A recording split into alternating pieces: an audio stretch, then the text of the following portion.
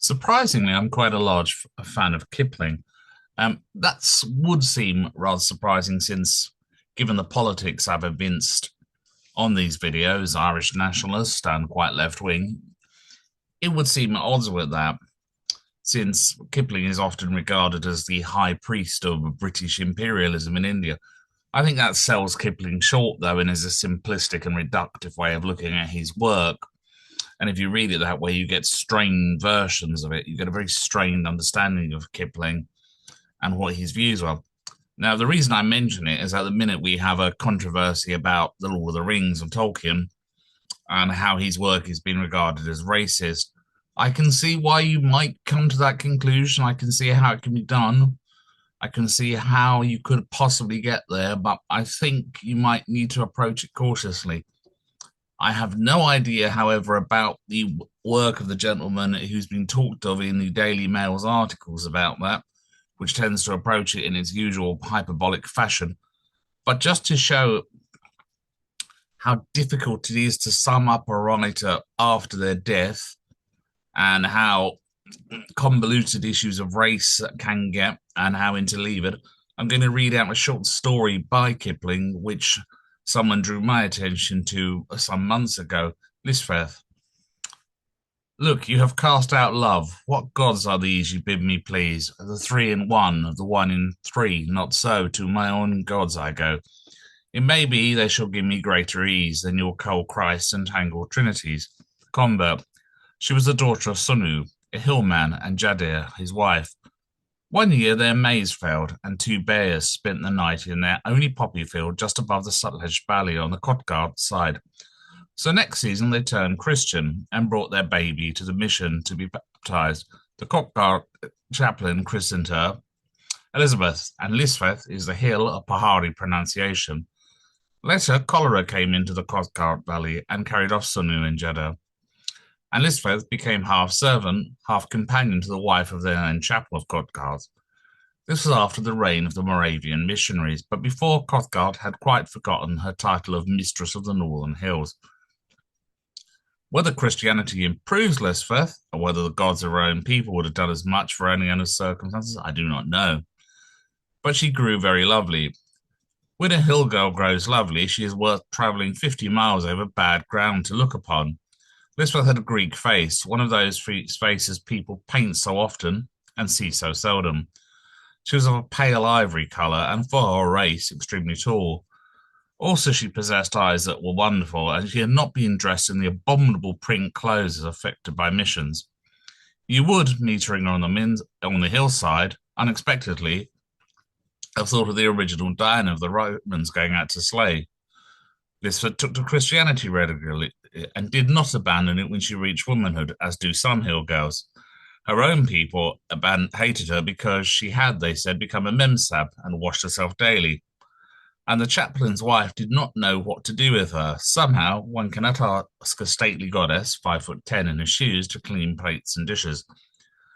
So she played with the chaplain's children, took classes in the Sunday school, and read all the books in the house, and grew more and more beautiful, like the princesses in fairy tales.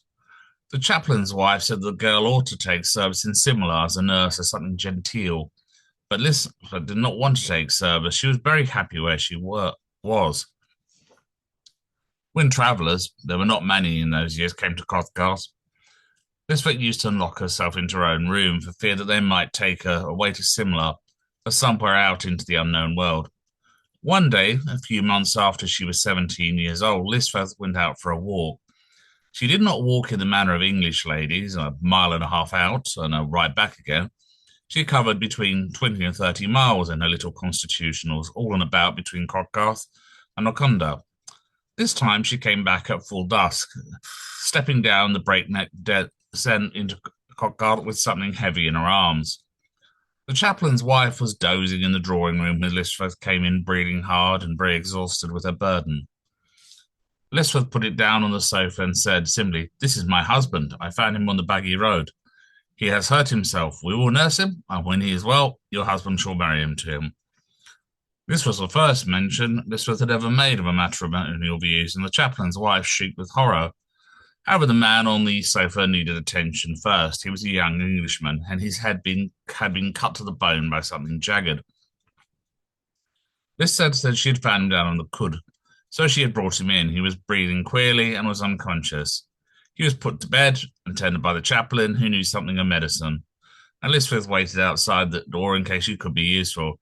She explained to the chaplain that this was the man she meant to marry, and the chaplain and his wife lectured her severely on the impropriety of her conduct. Lispeth listened quietly and repeated her first proposition.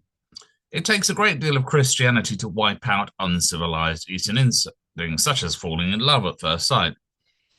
Lispeth, having found the man she worshipped, did not see why she should keep silent as to her choice.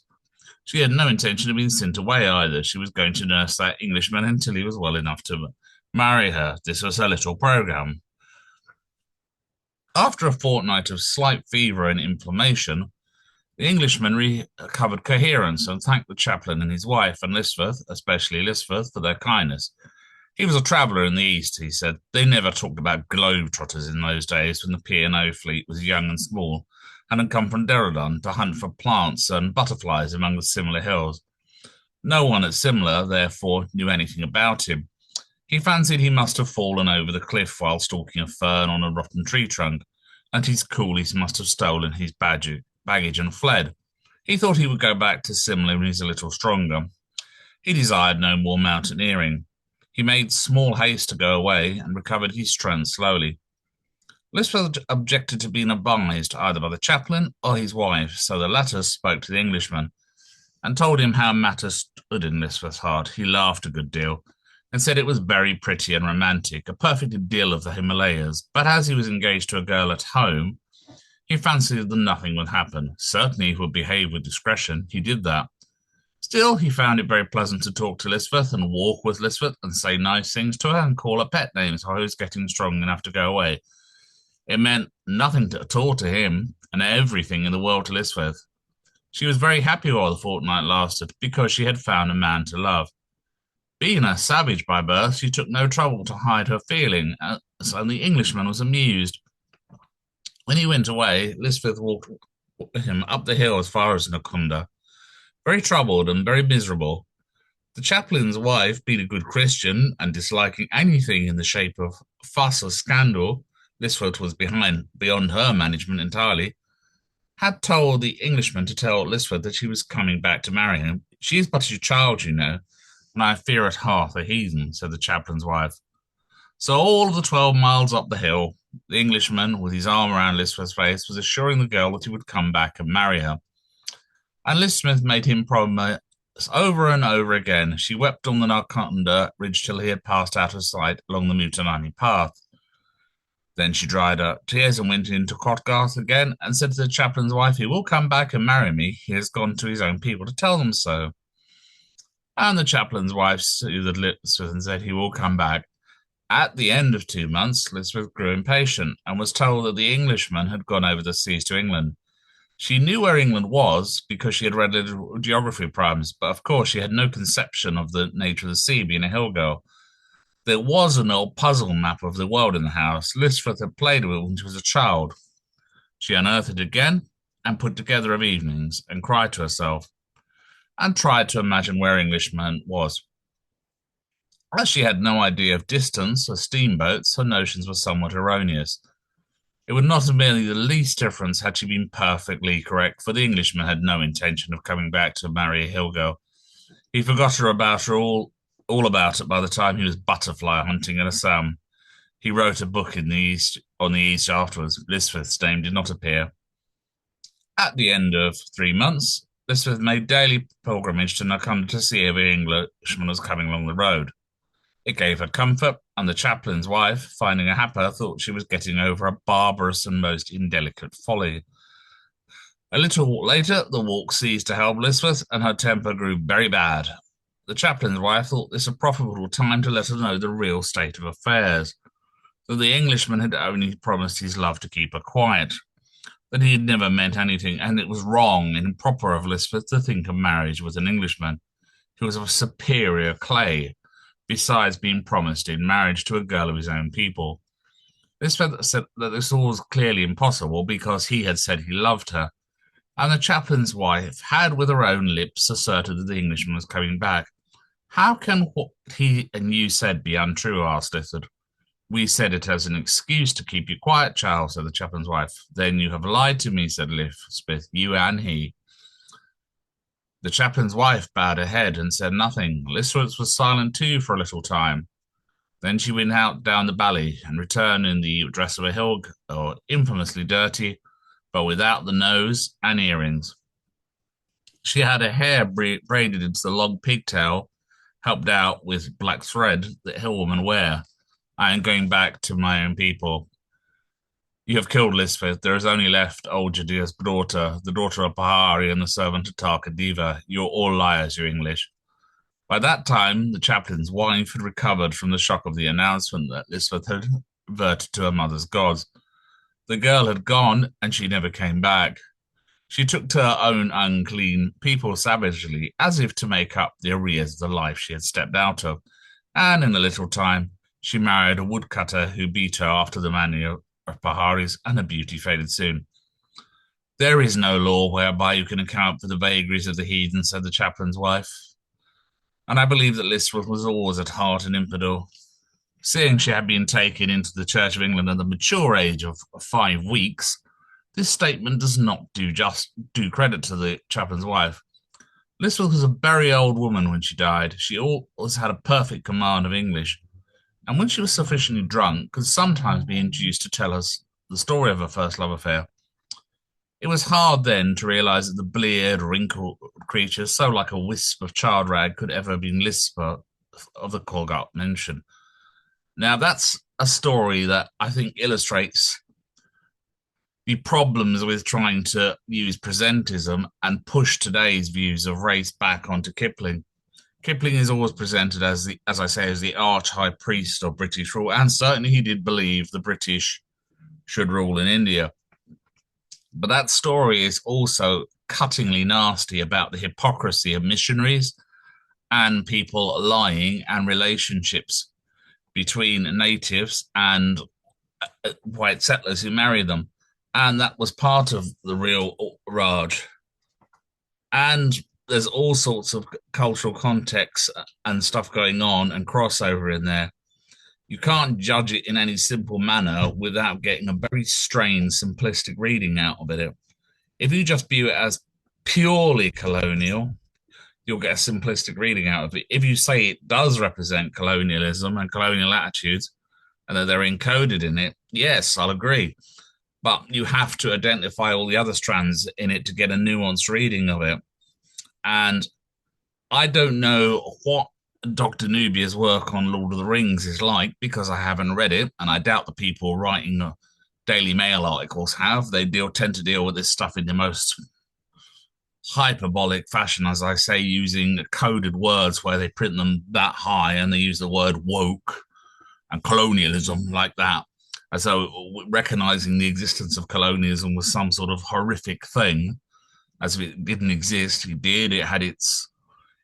You can't deal with the history of Africa or India or the scramble for Africa or the British Raj or even Ireland, where my own ancestors come from, without dealing with colonialism.